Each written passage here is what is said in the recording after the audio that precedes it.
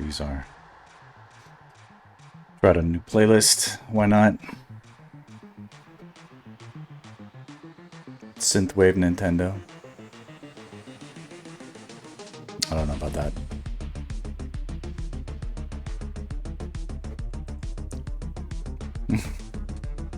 No. Let's try...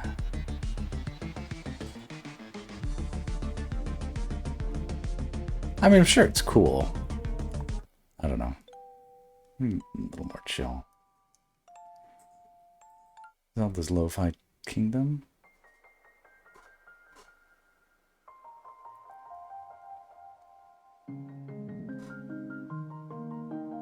There was one, it was Lo-Fi Leah. What's season 3 then? Season 3 by Lo-Fi Leah. This was good stuff. Oh.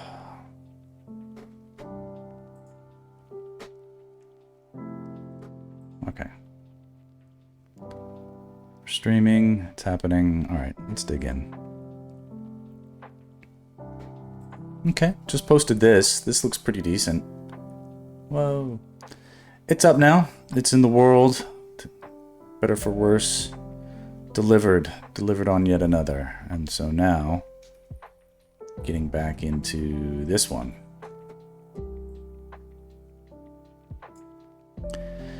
I'm very excited to push this out. This will be, not push it out, not rushed out. It's coming together quite quickly, actually. It will be sweetened and enhanced. Let's see, it's the 28th. Tomorrow's my birthday. I'd love to finish it tomorrow. That'll be a fun thing to do. Little birthday stream. I'm turning 21, everyone. I'll be so young. My whole career ahead of me. No, I'm turning 42. Twice the age of 21. Well, I'm doing alright though.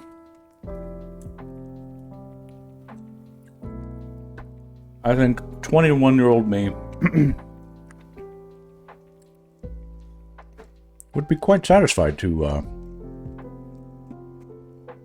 have a glimpse of the future. And see himself. See himself in all of his glory.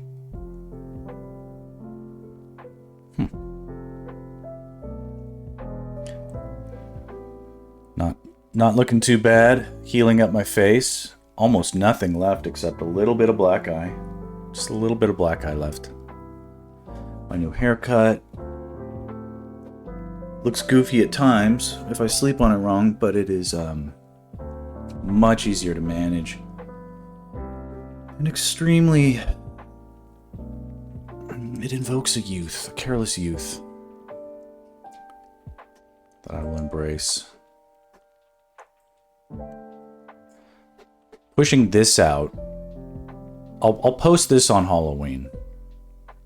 Good, bad, indifferent. I'll post it on Halloween. And then that brings us to the holy quatrinity of... These are the ones that I'm really looking forward to.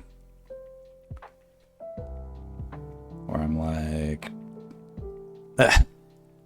This isn't a results-based experiment necessarily, but I will be a little... I don't know, These were ones where I sort of felt like I was hitting my stride a little bit with this experiment, and I don't know. I just hope they're well received. I'm excited to get to them and then get them out. I'll have all these done probably by Christmas. Oops, sorry, these ones. And then we'll make a decision about, do we do another 12? Get the full 24 done? It could be fun. It could take some time.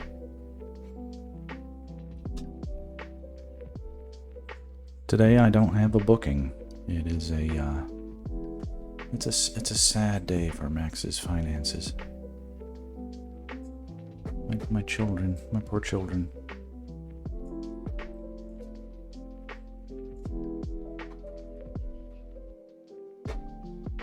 That's okay. Okay, see, these rain, this experimental rain looks cool, and so we're gonna do the rain. The rain is a real thing that will happen.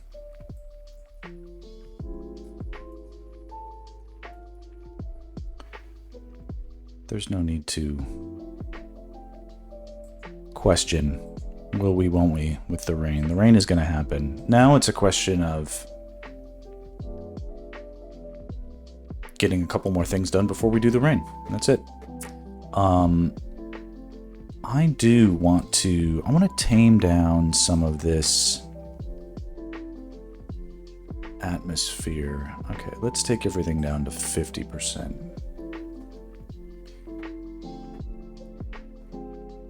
Because it's interfering a little bit with the silhouette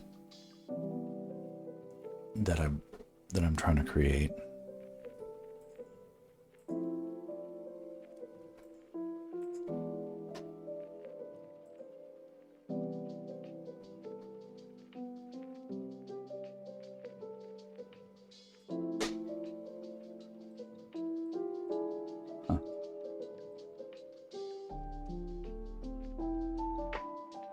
Like I want fog, but I still want the background to be dark.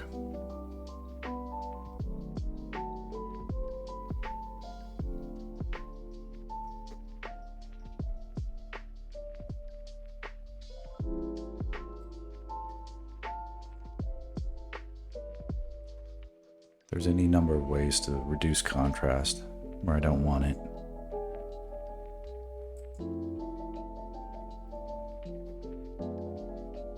We adjust as needed. Okay.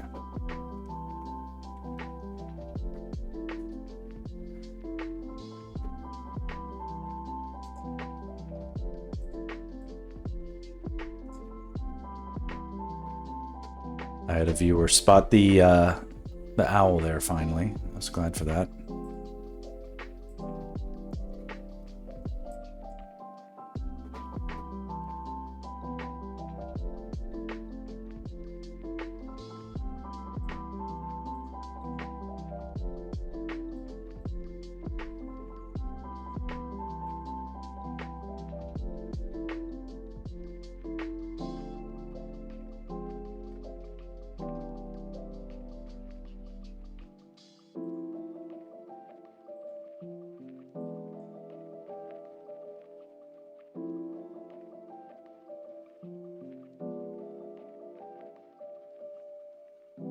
Pretty good. Okay. So this stream is going to go, I mean, I always say they go too short, maybe a little longer this time. It's Monday. I mean, I could go till 3 p.m. maybe. 3 p.m. near there. We'll see how it goes. Before I get too distracted, let me pull up. I don't want to get so enwrapped that I don't have a wedge available to the real world to break in and steal my attention. I've got my notifications turned off, which is useful, but I need to know if my agent is emailing me or something like that, you know? Okay.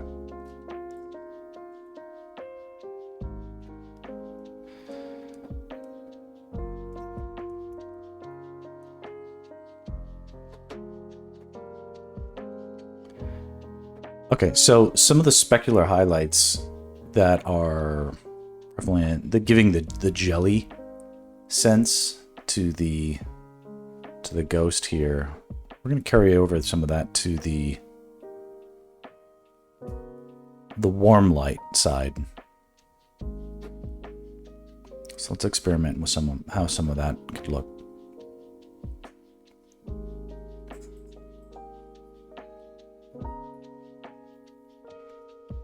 Just looking at the way the colors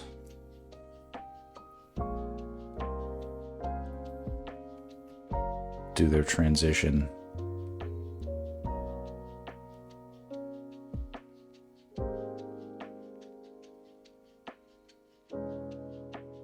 That's funny, they really dance around.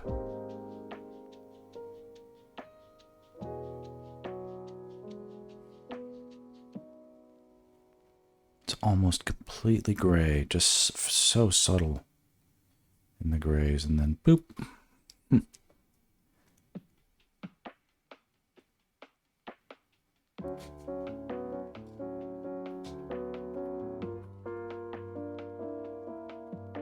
I don't know if it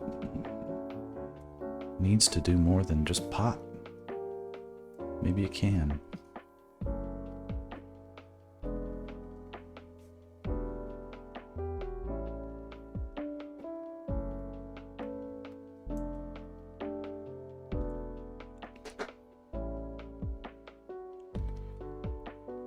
So I need the fire to be brighter.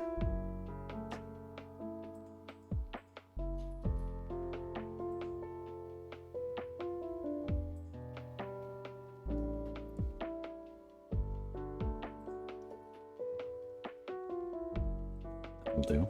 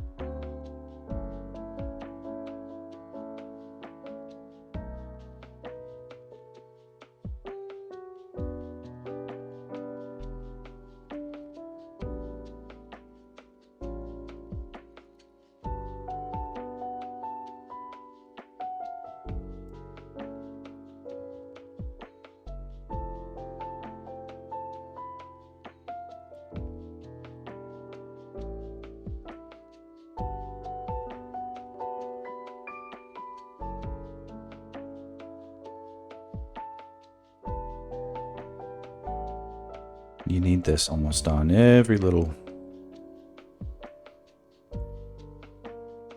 tiny crest where it's catching a little bit of light, even if it's far away, almost especially if it's far away.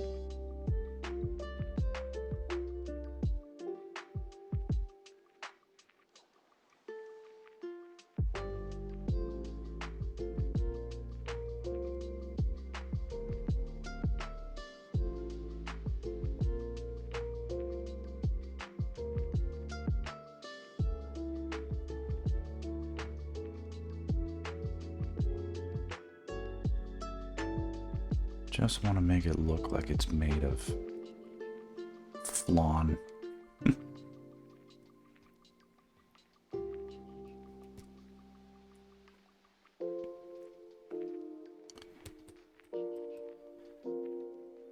And this version already looks juicy and wet, which will... It may or may not... AV Veil. It's a new chatter. Hello, first time chatter. I never know what to abbreviate people's everybody's handle is It's sometimes confusing for me to be like, oh, hey, Veil, AV, you know. Anyway, what do you prefer? Hello.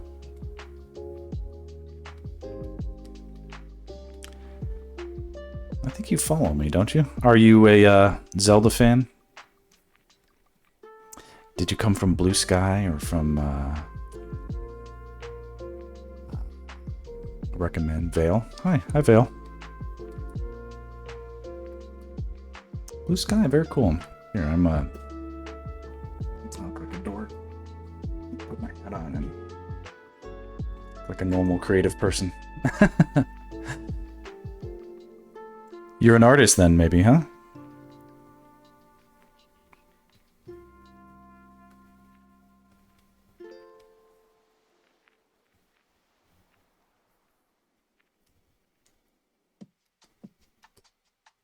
You stream and draw. Okay, I'll have to make sure I follow you back if I haven't already.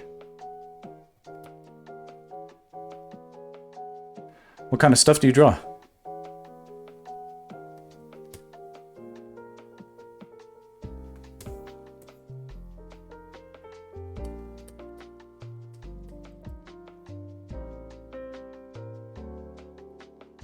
You draw the Zelda stuff. Alright, hold on. Let me, okay.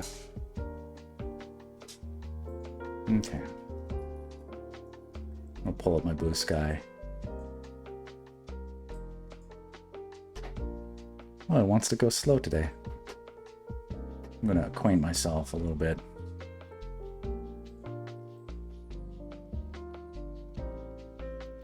AV Veil is drawing. Now wait a second.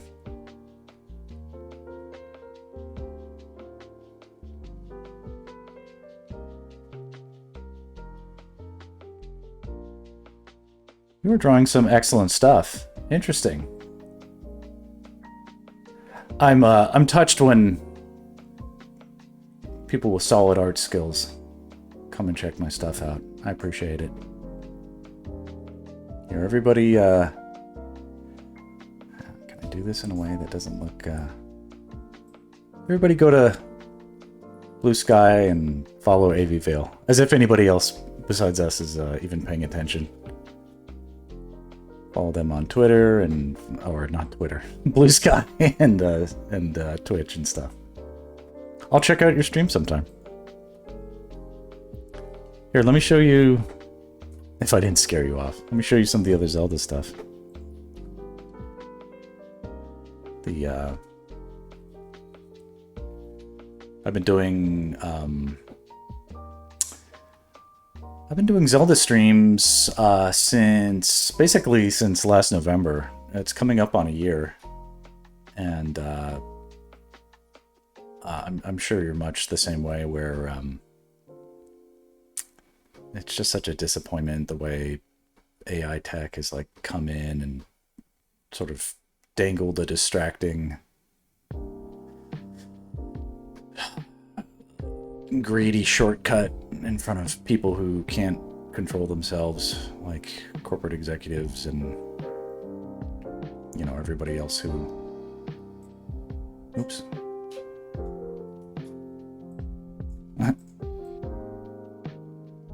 Yeah, some of the stuff I'm proud of. I do storyboards for a living for advertising and entertainment, like short form entertainment, video game trailers, and mostly commercials, but it pays the bills. But the way, and it's not like my work dried up, or yeah, some of these are cool. Is this the final? Yeah, this might be the final for this one. Almost, is it like freelance or full-time agency stuff? I have an agent, and while I don't technically work full-time, I pretty much work full-time. That was until like last November when things really just dropped out underneath me, and I was like, holy moly, I did not anticipate being this dead in terms of work, and for almost the rest of, from like Thanksgiving to Christmas last year, things were really dead for me, and I was really worried. I started streaming as a means to combat my anxiety and just feel like I was like able to do something else, you know. And to be honest, like my faith, there's coinciding with several things where it was like, okay, I'm storyboarding, I'm a black and white artist, I'm very good at what I do, and I hit what felt like a plateau where I was like, I'm not learning anything by drawing quick black and white sketches anymore. I'm just not. And now I don't even feel like my clients, I can't even trust my clients necessarily to not upend their business practices where they aren't, you know, they're like, oh, we need storyboards, well, maybe we'll just use AI. Like, they're not replacing me with AI necessarily, but it's difficult to say that they might not try to do that in the future. I don't know if I have full faith in them as anyway, the covenant is broken, unfortunately, and it was not me, and it's not necessarily them. It's the AI guys that sort of jumped in and said, there's another way. If you wait long enough before starting your project, before you hire another artist, wait for us to develop this tech that will basically do it for free. And in a world where companies can make money by canceling shows, where you can make money by hyping up tech but not delivering anything, you know, it's just it's too much for them to pass up. They have to sort of pay attention to the hype and see what they can get out of it. And meanwhile, they're like, okay, well, we'll just hold off on hiring artists for a while or whatever. The work slowed, and it was, when it came back, you know, I was grateful for it, but I'm different now. I don't trust it. You know, I don't trust, you know, I love my clients. They're good people, but they're going to run a business and they're going to do it the way they want to. And I got to do it too. I got to do it too now. So, and it's different. For me, it's difficult. I've got a lot at stake. I got kids. I got a house. I got a lot of stuff to, I got a lot to lose, and I don't want to upset things too much. So I've been streaming on the sly, basically. Not keeping it a secret. I'm here. Anybody can find me, but this is, you know, I don't want to be necessarily storyboarding.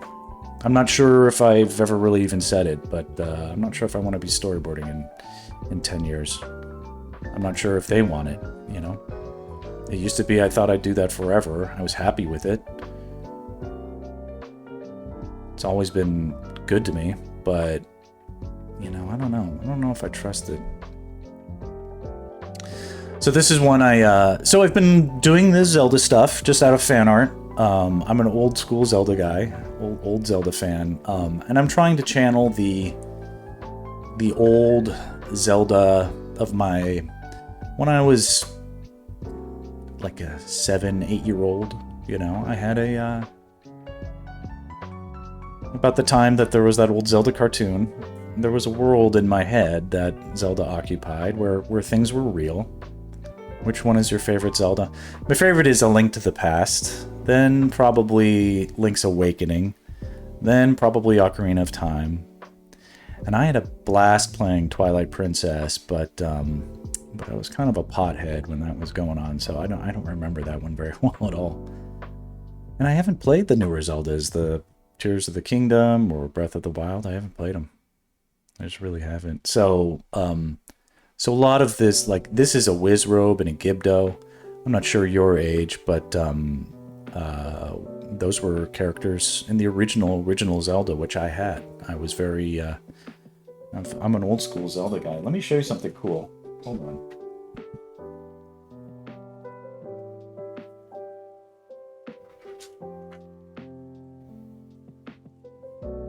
Here, I got this. We're playing A Link Between Worlds now. It is such a love letter to Link to the Past. I love that. I never got to the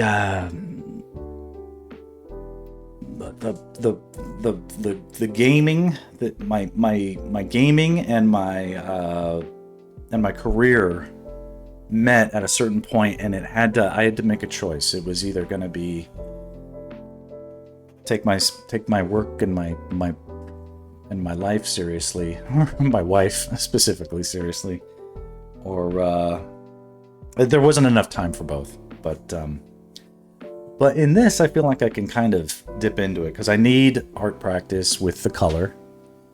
I don't know what I'm trying to do. I don't know if I'm trying to become a concept artist or something like that, but I'm like, I can draw better than a lot of those guys. And I'm like, I just need to work on my color stuff. Let me show you this. This is a shield. When I was 7, my dad made me a sword and a shield, a Zelda shield from just out of plywood and scraps and stuff. I don't have the sword anymore, but the handle for the shield broke a long time ago. But I was very happy to find this in my old bedroom. So like the old school relic Zelda fan art from a long time ago, you know. All right, what do you say? And yes, AI is taking over my job too. I think maybe 5 years left in me before I'm replaced somehow. What kind of work do you do? I mean, you're obviously very talented. Are you, do you do storyboarding or animation or design or concept art? Currently developing a Zelda-inspired manga. That is awesome.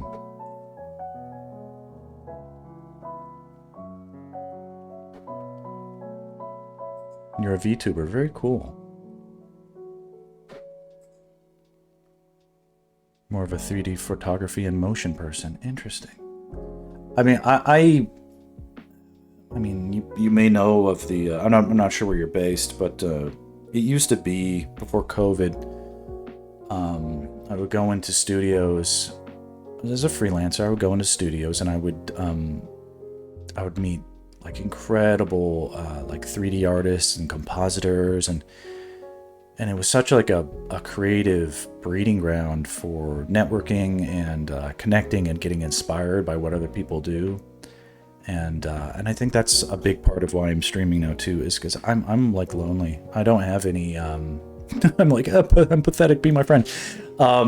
Like in my real life outside of work, I've got lots of friends and stuff like that. But I used to also feel like I had work friends, and they were a big part of my life. And it's sad. It feels like I'll never see them again. It's really sad that you know, in another world, like you and I could have connected out there in the like in a studio environment, and it doesn't. I feel like that door is shut. At least on me, it is.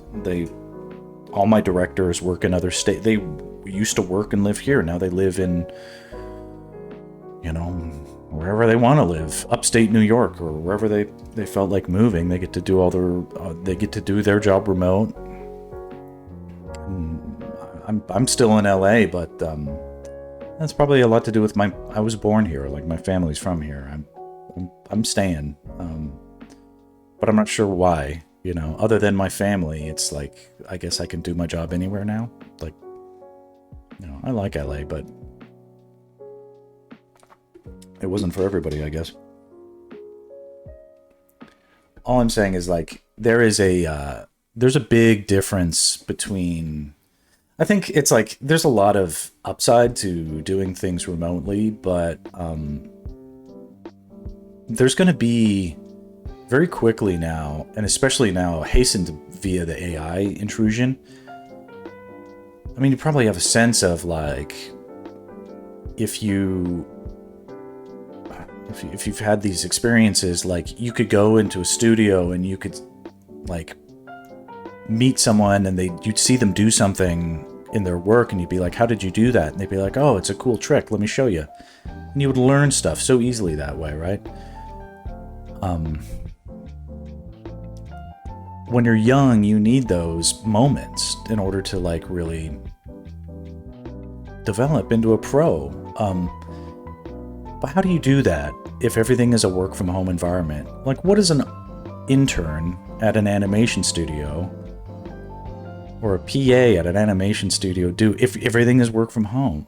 What is that? Where do you make the connection into being like, okay, I learned from the work environment when there is no work environment. It's just like a Slack terminal, or a Microsoft Teams thing. It's bullshit. I got to dial myself back because I'm on the verge of a rant. But anyway, it's nice to meet another artist, digital, and you're drawing awesome Zelda stuff. Have you been doing this a long time? Like the Zelda stuff? Because now I'm super curious to read your manga.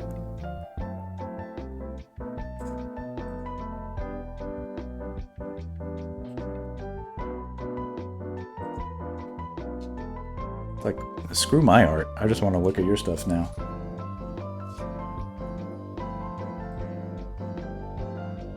I'm not even following you? Here, let me follow you back. Holy moly. You know what I got? I got a little, people would follow me on Twitch, and then I was like, oh, I'll follow them back, and then, I'm like, oh, this person doesn't even stream. I'm following someone who... So I got out of that habit. My manga doesn't exist yet. I'm collabing with a manga artist, and they're doing the hard work.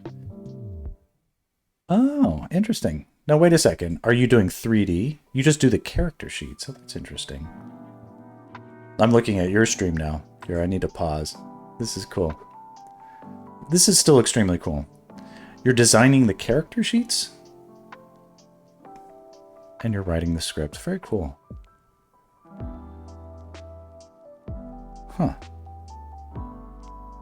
I will have to watch one of your streams. This is extremely interesting to me.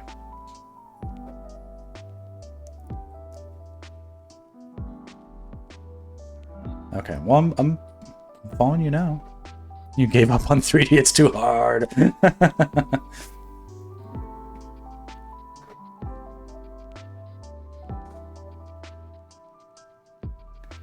Okay, just for clarification, it looks like you drew this, right? You drew this?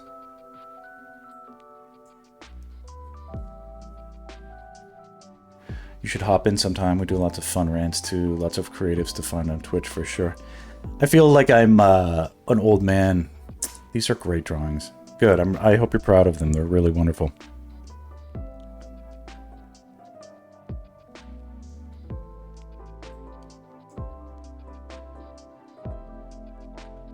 This is awesome.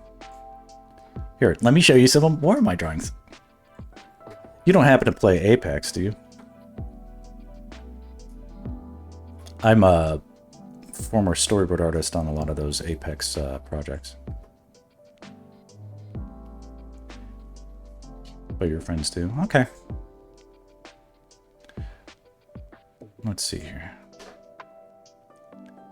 Well, I want to show you some Zelda stuff, and then what was your first Zelda game? That will give me an indication of your if you're old like me or if you're not old like me.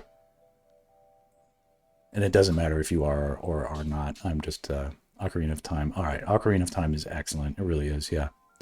Okay, so you can't be that. You're probably a little younger. I'm turning 42 at the end of the month, or in. Okay, not the end of the month. I'm turning 42 tomorrow. Okay.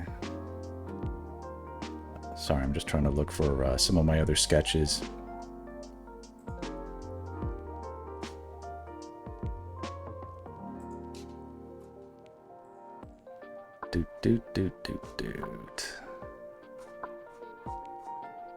Ah, yeah, not project file. Streams.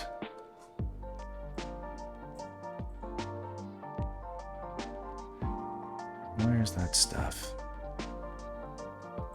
Ready, here we go. Okay, so there's that, the one that I'm working on today is this one. This is the rough sketch for it. Then here, coming after that one, is going to be Link versus the Wallmaster, which is an old school. It's that hand that drops down and comes and gets you. And then versus the Manhandla, which is an old school Zelda bad guy. The Wallmaster is the scariest fucking enemy. Until I did this Manhandla, and now I think this one's the scariest. That one's going to be dope. I can't wait to get that one. All right, that drawing sucks. Don't look at that one. Oh, and this is a bad rough sketch. But here, I was started to hit my stride when I did this one. This is Link versus the Aquamentus, which is, it's just like a water dragon or something. Or here he is. He's like diving into water to escape. This one's silly. There's a bad guy, the Goraya, that has the boomerang or whatever. And here Link is. So you can see this is like sort of almost the sketching style I use when I'm doing storyboards. It can be very loose at times. I really try to think in terms of energy and composition. Here he is beheading a Gleeok. The guy made me quit Adventure of Link. Okay, right. That one is the... I really liked the potential of Adventure of Link, but like as an 8-year-old trying to figure out what the fuck to do in that game, it was impossible. Here's Link visiting the Cursed Fairy. So a lot of these are super... Okay, here's the cool one. This is Ganon. This is like my Oop. Shit. This is my Ganon interpretation. Everybody has 1,000 Ganons. Oh, come on.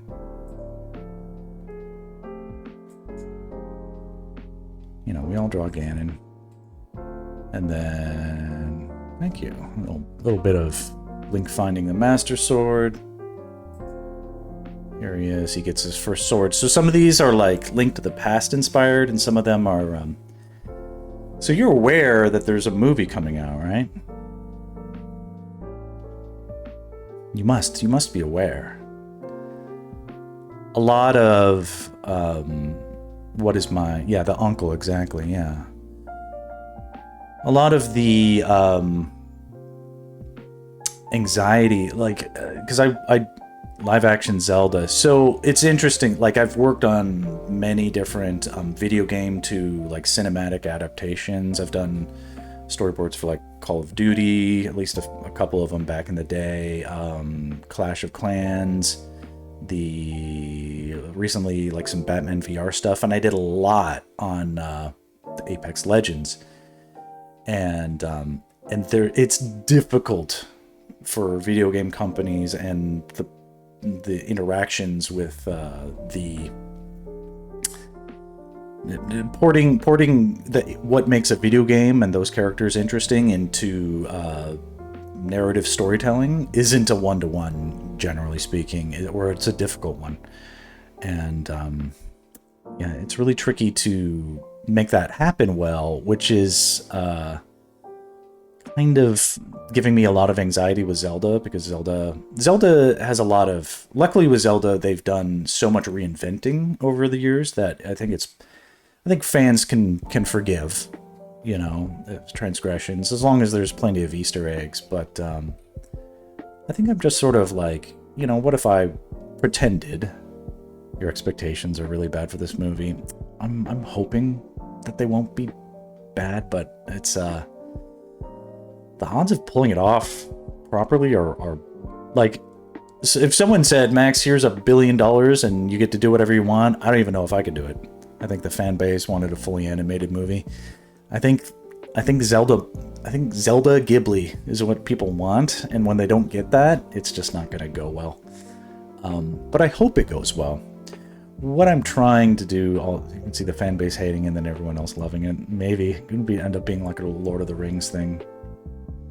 Here he is fighting a lever in the desert. This drawing sucks in its execution, but there's a lot going on here that I think I can pull it off.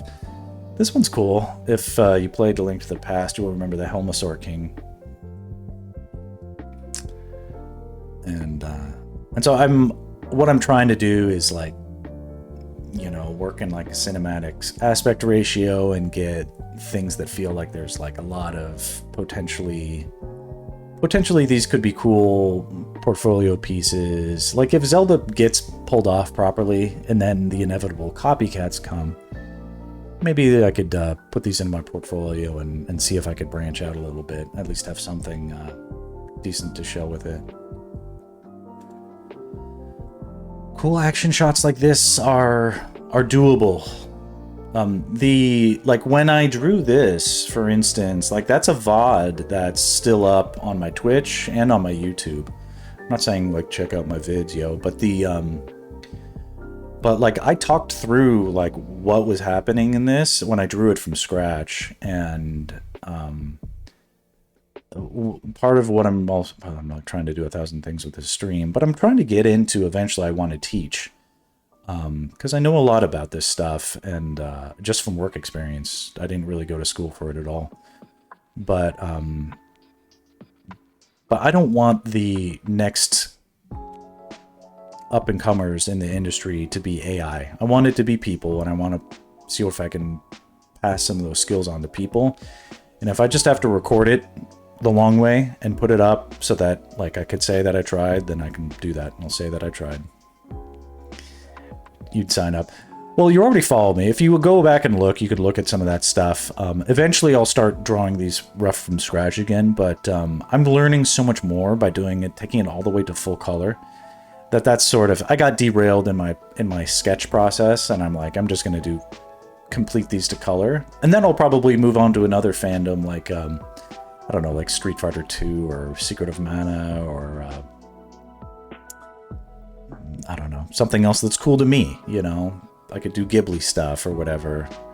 The point is, it's like I get hired to do cool stuff in my work, but then I don't get to talk about it. I don't get to like show it, you know. And it's sort of like I'm being paid for my discretion, but now that the work is threatening to drop out from under literally everybody, it's not just me, it's just like literally all the work wants to just drop out from under everybody. And be like, I don't know, was my discretion worth it in the end? You know, I should have done something more to self-promote while I had time.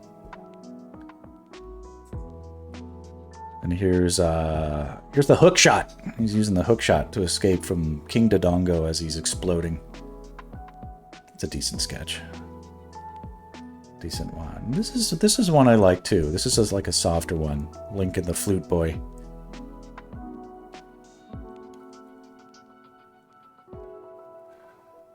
When I roughed all these out, and this is like nearly, I mean, these are some of the earliest little streams I did for Join Max, but these are all up. And I sort of, you know, have a general sense about stuff, but the way I would sketch it, I'm sure it's just like your streams. You're sketching them live. You know, you talk. Yeah, eventually, like as I went through, after I got through about 24 of these, this is like number 25. And then I started the finishing process. So where do we go from there? Oh yeah, and this is like the centipede one. So these are rough sketches for the ones you've already seen. You know, this is the wizard. You see it right here. You know, sketch to final. I know I'm working on this one. Anyway. These are long gone. And my, this is a coloring process that I was, basically introduced to by, this is what I mean. Bevalicious, hi, I'm good. What are you drawing in? This is Painter. This is Corel Painter. Bevalicious, I'm distracted by Vale. Vale is a recent follower of mine, but they're working on a Zelda project too, so I'm like laser focused. I'm gonna shake you for all your knowledge. But I find it interesting that we're sort of parallel pathing on some inspiration. Anyway, thanks Bev for joining. The Corel Painter is not a good program, but it has an interesting brush engine that is unique to it. It's probably most akin to, it's very akin to Procreate in the brush engine. And in that it's not meant like a Photoshop does everything kind of thing, but Painter really just tries to focus on like naturalistic brushes,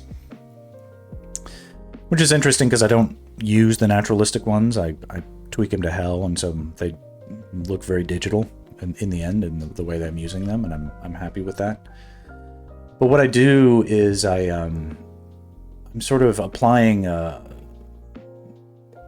When I was an art director friend of mine, he's now a very well done creative director, but he did a demo for some of his designers at a after hours in a studio. This is what is missing now in this work from home environment that studios don't realize that they're missing. Like they're like, oh, we everybody can just work from home. We don't have to pay for an office anymore. Everybody will just do their work at home. But the problem is that there was so much that happened in the studio that they didn't realize that they were benefiting from, because you couldn't measure it on paper. But artists, Lamp, welcome. I'm sort of giving a little bit of a spiel, but the way I learned how to do this color, which is just essentially adding light to a scene, I learned it like in the hour after I finished a deadline. He sat down and he demoed it for me, and I didn't get paid for it, and he didn't get paid to teach it to me. We were just friendly work buddies, and he was like, hey, I got this new way of doing things. Let me show you. And I was like, this is really cool. He's like, I just started messing around with this. And I'm like, well, where did you learn it? And he's like, I think I got it off of Tumblr, but I went to look back for it, and I couldn't find it. And I was like, what? And he's like, yeah, I have no idea how to find the demo that I learned this technique from. And this is like how typical of like Tumblr or like internet. I think I took a class on Quill Painter. I'm too comfy in Photoshop. I'm too comfy in Painter. That's how it is. Painter is a terrible program. I wouldn't recommend it to anybody. But the guy who taught me this coloring didn't invent it, and doesn't know who to attribute it to. And everything just gets it got buried in his Tumblr feed, and then who knows, I didn't come up with it, he didn't come up with it, and I don't even know if I'm doing it right necessarily. It is awful, because it's like, this is the only way I've been able to figure out how to get color that I'm like happy with, right? So this is it's just interesting that yeah. So you can see what we sort of layer in, like the light effects. One by one by one. It's like turning lights on and off. Cool stuff gets lost all the time, where I'd be like, and God knows half the time my wife is like, check out this funny thing, and she comes in and like she tries to restart it, but then she accidentally just resets her feed, and it's gone forever. And you're just like, you'll never find that cool TikTok again. If Twitter dies, then will we ever find those tutorials and tips ever again? Twitter is a morass of problems, but I know what you mean. Okay, everybody who's lurking right now or actually participating, follow AV Vale on Twitch, please, because if you like what I'm doing, I give it my full endorsement, since they're also doing Zelda stuff, which is very cool. Good art, good subject, and anyway, that'll be that. So okay, so that's the Max spiel. Let me put my thing back where I'm used to seeing me. Okay. So that's that. This is me working on trying to do something different. Getting trying to think about, like, okay, listen, I've worked in commercials for 20 years. Where do I think the puck is gonna go? And can I make a move to be part of a new trend if it's something that I enjoy? I didn't anticipate enjoying streaming as much as I ended up doing. And then the community is really, really nice. So far, it's just been really, really nice. It feels like it's filling a void where I used to feel like I had work friends, and this feels, it kind of gives the same vibe now, where I'm like, okay, if I need to connect to random creative people, I have a means to do that. I can put myself out there just like everybody else is, and see what can come of it.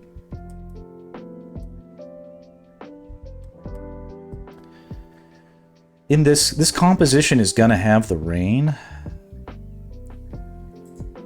It won't look like this. This is like a cartoony version of the rain, but it was just a placeholder. I wanted to see what it might look like with the rain before I made a decision to include it, and now I do want to have it. But the thing is, I can't color. Things have to happen in their proper steps, so I can't just add rain and then add. Do I ever do comic paneling? In the past, I've had comic projects that are defunct now. The website isn't even online, but I have some experience with it. I don't know if I'm like a perfect comic artist, but there's a lot of overlap in terms of like sequential storytelling and storyboarding versus comic stuff. They're like sister cousins or whatever. As artistic discipline, they are kin.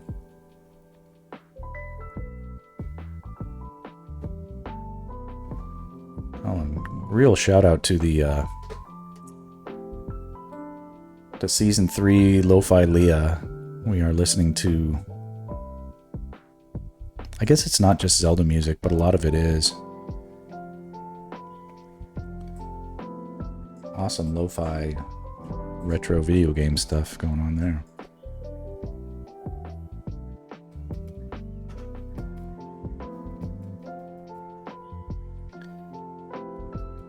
Got me in the right vibe.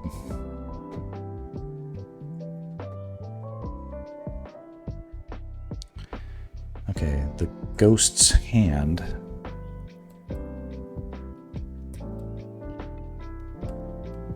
And I'm aiming to have this done by, tomorrow's my birthday. I want to finish it tomorrow so that it's ready for Halloween. It doesn't have to be finished tomorrow, but I basically want it done so that I can sleep on it, make sure there's no huge mistakes that I've made that need to be corrected before I post it.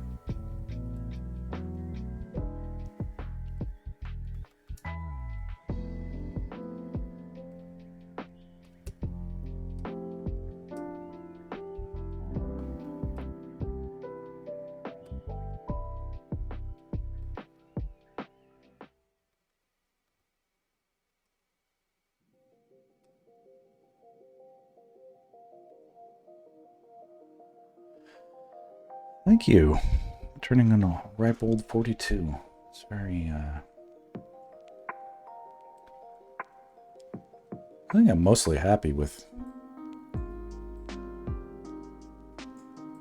I'm a happy guy in my life, for sure. Most of you guys didn't even know that I had my birthday party last weekend and I fell on my face. It was a Halloween / birthday party for me. We celebrated it early, and I got really, really drunk on wine because I was dressed as Jesus. So I had like Jesus wig and Jesus beard and Jesus robes. And I was just drinking, not just wine, but plenty of wine. Oh. Yeah, and I smashed my... like at midnight, most of my guests had left, and I was just stumbling, and I tripped over my robes. This is what I think happened. You know, my wife and friends were there to peel me up off the floor, but I tripped over my robe, and I smashed my face so hard into the pavement. I nearly knocked my teeth out, and you can almost see a little bit of a black eye. It's not really there anymore, though. I had all these scabs and crusty bits and nastiness. It's all gone now. My handsomeness just pushed it out. Just said, enough of that.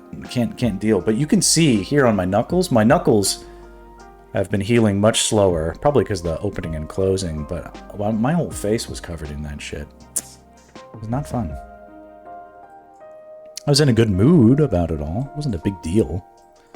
Happy, but yeah, just only a little bit concussed. Only a little. Okay, what I need to do is start adding... So let me think here.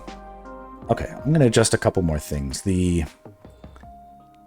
don't really go for a lineless aesthetic, but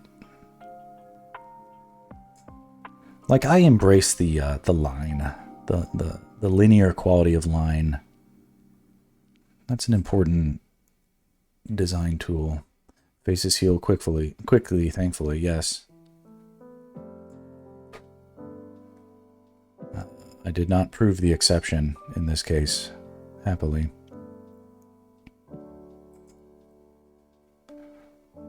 Lamp lines. But I don't want heavy lines on my designs either.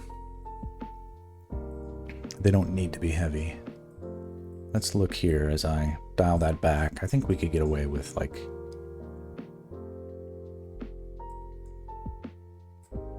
60%. And then I might even color them.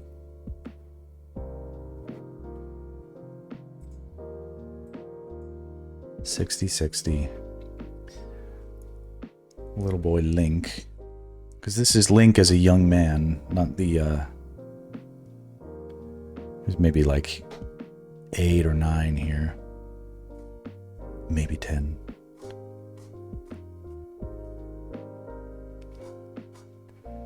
Kid Link. Dial that back to... Let's do 70%.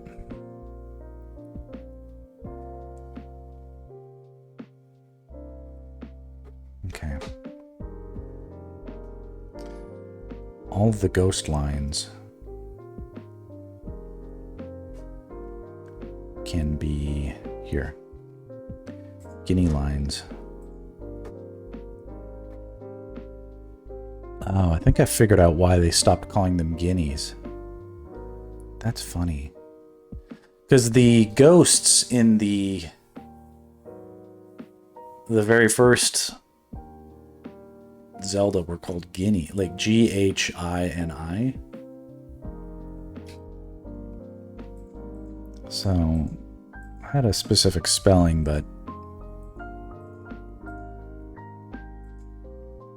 I get it, I get it.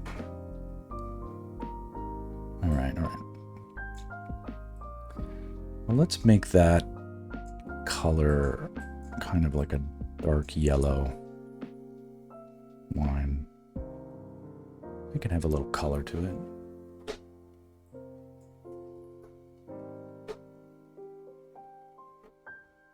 Same thing with the hand.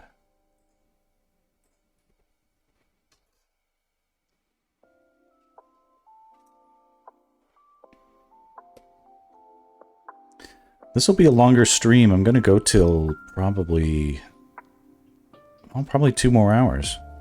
So that's kind of cool. What's happening right now is my in-laws are in town. So that's going to be good for me in that it's going to distract my wife from needing my attention constantly.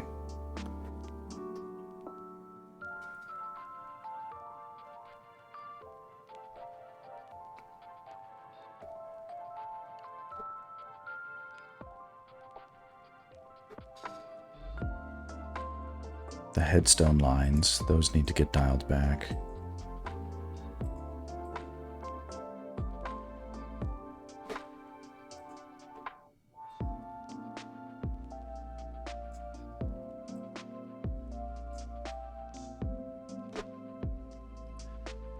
When I look up here, I'm looking at like a thumbnail version of the... It's just the OBS output, but I use it as like a... Like when I looked, like my drawing tablet down here is gigantic. So like when I look around, it's like I have to turn my head. Up here I can see like a much more, you know, what am I doing? Here we go. It looks like this, right? So that's a, it's like a postage stamp version. When we see things, we see them so big in our heads, but they're not big. They hit the back of our eyes in like... How big is the fovum? How big is the fovum? This is the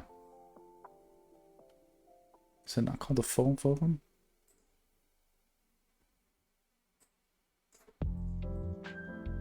What is the focus point of the eye called? The macula. I mean, yeah, I guess so. The fovea. The focus point of the eye is called the fovea. It's a tiny pit located in the center of the retina, responsible for providing the sharpest central vision. So when your eye looks at something, and you could say, that's the thing I'm pointing at, the location of that is within the macula, a small area on the retina. The function offers the highest visual acuity, crucial for detailed tasks like reading. Other names sometimes referred to as fovea centralis, F-O-V-E-A.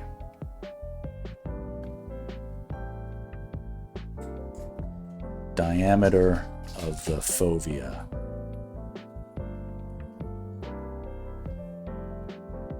Is about 1.5 millimeters. 1.5 millimeters. That's probably like the thickness of a toenail, or like a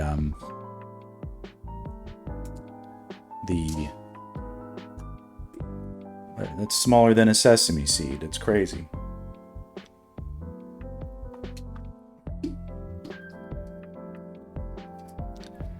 The big world we see gets concentrated in that and then re-extrapolated.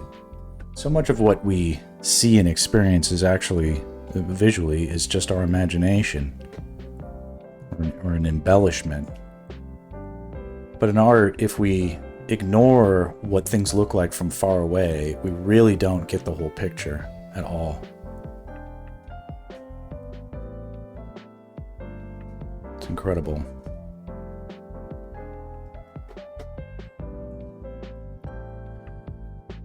So we definitely try to do the big picture stuff first.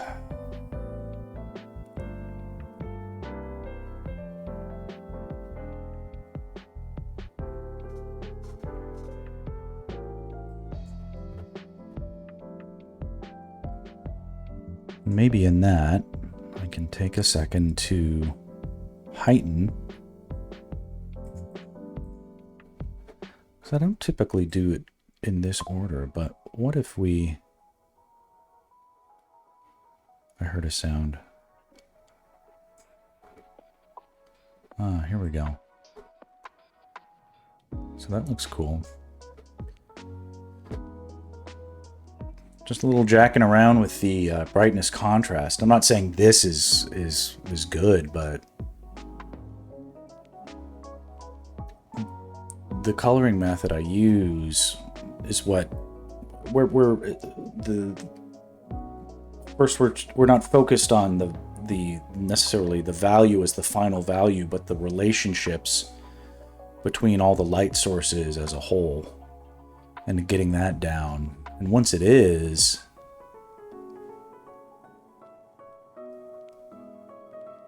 here, just by means of an experiment, let's just keep going like that. Here, let me save, and then we'll save a new version. Let's just see what happens if we start. Because one thing that should be true at this point is that, by and large, the color relationships that I've set up in this, I've turned on the lights that we're going to see. Now let's experiment with playing with the scale of those relationships. We can scale them up and down and squash and stretch them. Let's quickly save out a new version with a little iterative save.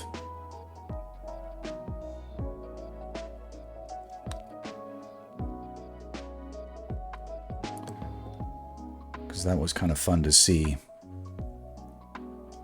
When we look at so this image, as I've developed it right now, is underexposed. It's not. It's got the information is there, but it's not.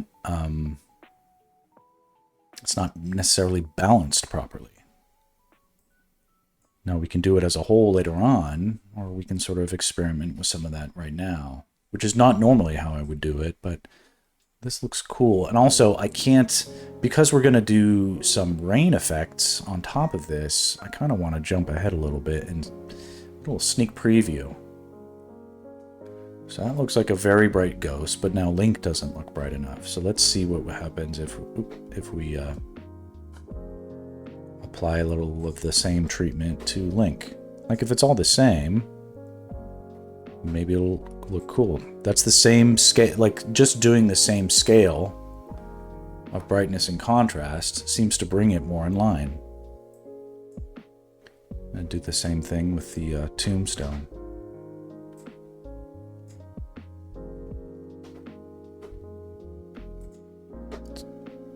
Getting a little saturated, but that's because those three have been done together, but the rest of it hasn't. We have to do it to it all.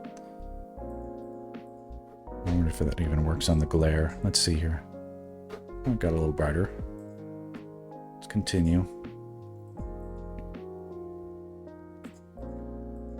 Does that work with fire? Let's see. Got brighter.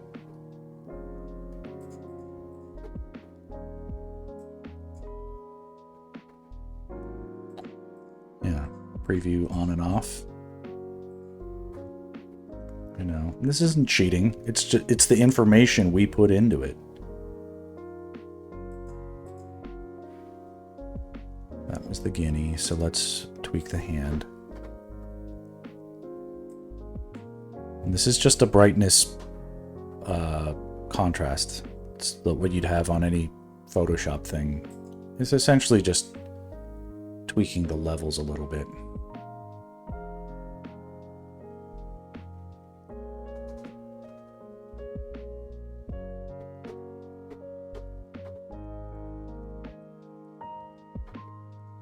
What about the grass?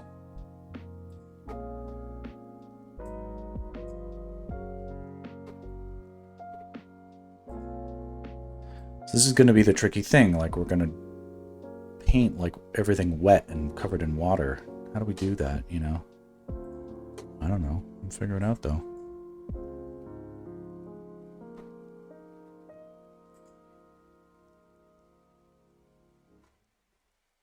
It's kind of looking rad.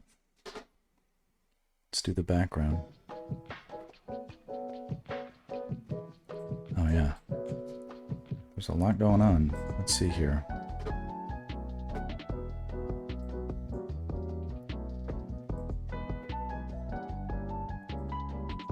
Even just this little owl over here.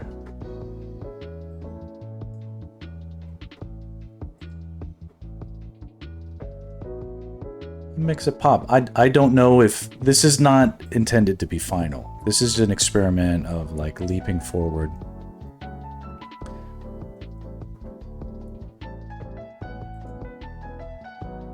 When we look at films we love, like Lord of the Rings, the modern day versions and such, or even other cinema like Citizen Kane, you know, even old Charlie Chaplin films and Buster Keaton and Back to the Future.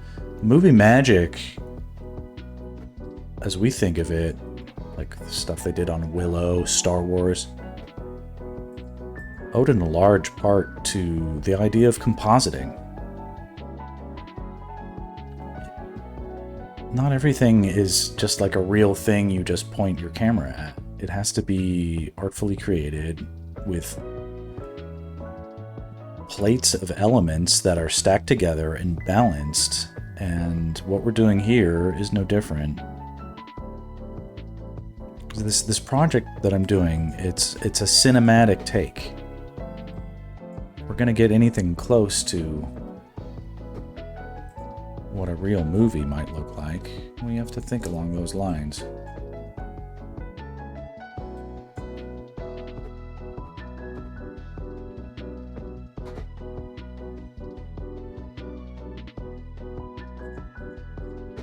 And one more.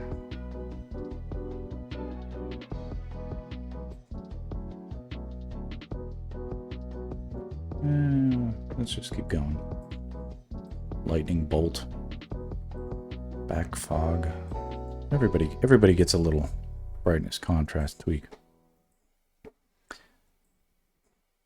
I don't know if there's much difference between doing it this way versus flattening the image and just doing it once over the entire thing. That's how I used to do it. Doing it this way is something that might possibly have merit as well. I should see. Maybe I'm missing out on a cool way to do things. It's got a lot more steps for sure, but we'll see. We'll see. Maybe it'll pay off in the end. Certainly looks super colorful. And now not so much out of place with any one element being like way too saturated or contrasty versus another.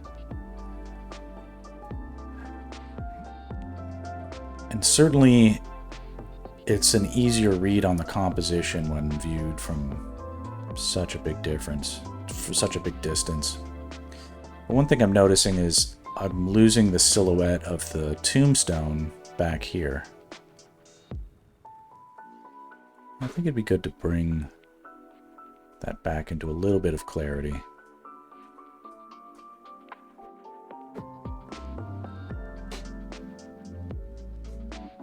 Now I know I have some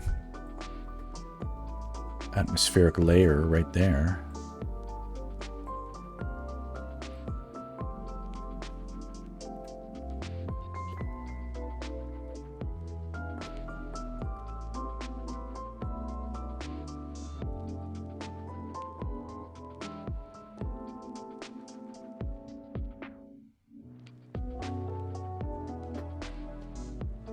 Not so bad.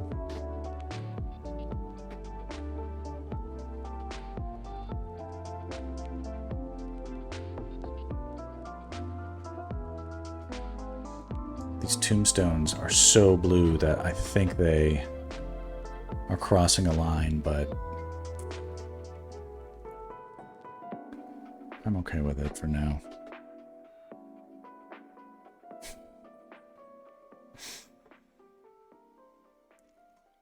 I'm also a little bit, just a tiny, tiny bit colorblind. So, you know, if you have concerns as to whether or not I'm insane with some of these color decisions, they might be well-founded.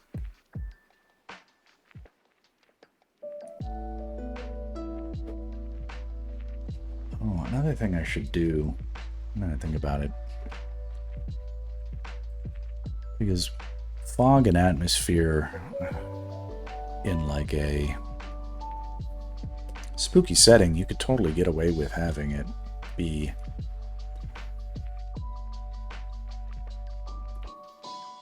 like it doesn't have to just be like a radial gradient that, like, you can have this sort of creepingness to it. Maybe not necessarily coming from the ghost, but it can...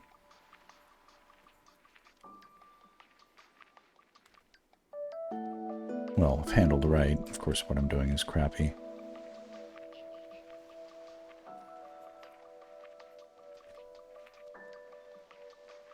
Way too much opacity.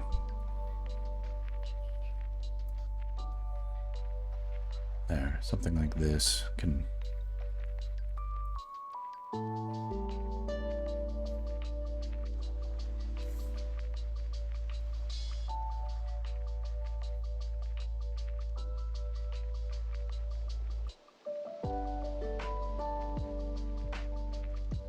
Fog with a purpose.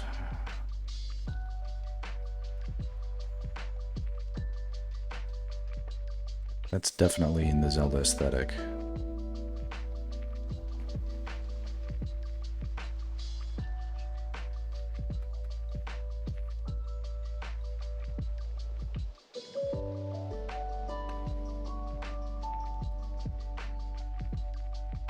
Even create meandering pathways.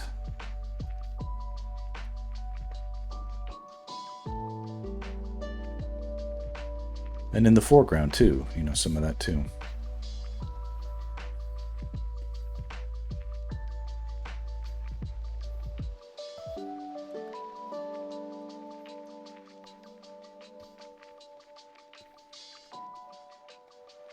I don't know if that's all compatible with rain though, right? Because rain is a different...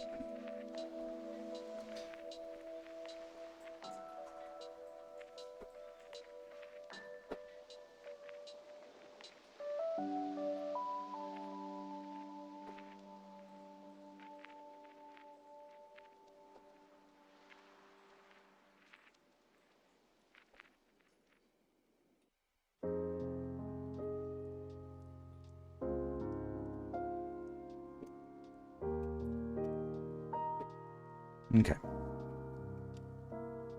Fun to experiment, but to go and proceed as if all that was a good idea just from here, I think is a little bit unjustified. It's a little bit too much like... I don't know. You don't want to... Let's develop up into those values first. This feels more comfortable for me to be working in. Even if we know we're eventually going to get there. We're not trying to take any shortcuts yet.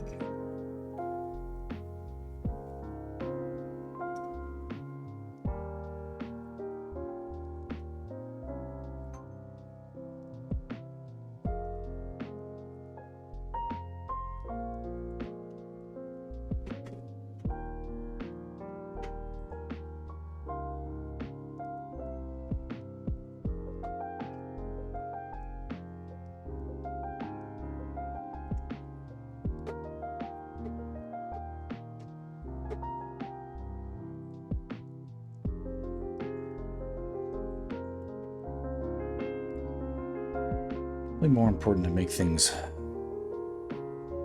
look wet.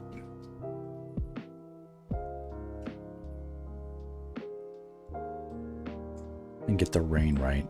And then tweak it. But I do like the fog that I drew, so I'm going to drag that layer over. Quick as that. It was cool to see some things that are worth doing. Fog can go right about there. We can dial it back a little. Doesn't have to be insane.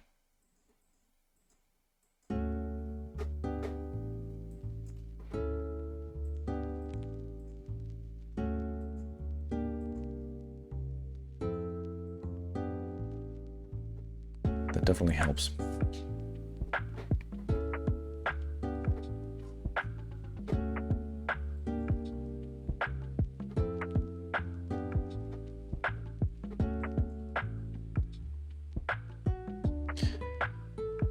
The ghost already looks wet, so I don't want to put in a ton of effort into adding to that.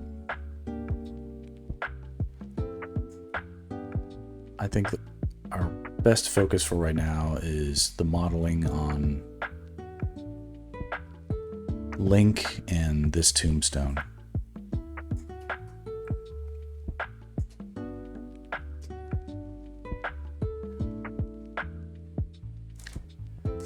Okay, Jerry.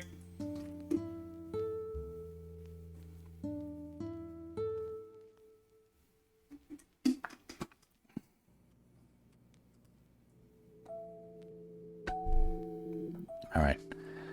I'm being, of course, interrupted. I need to have a quick discussion with my wife, and then I'll jump back on. And no pressure to stick around. I'm perfectly comfortable if people have other things to do. So anyway, thanks for joining. I'm going to hop off and catch you in a few. If not, another stream. All right, bye. Adios.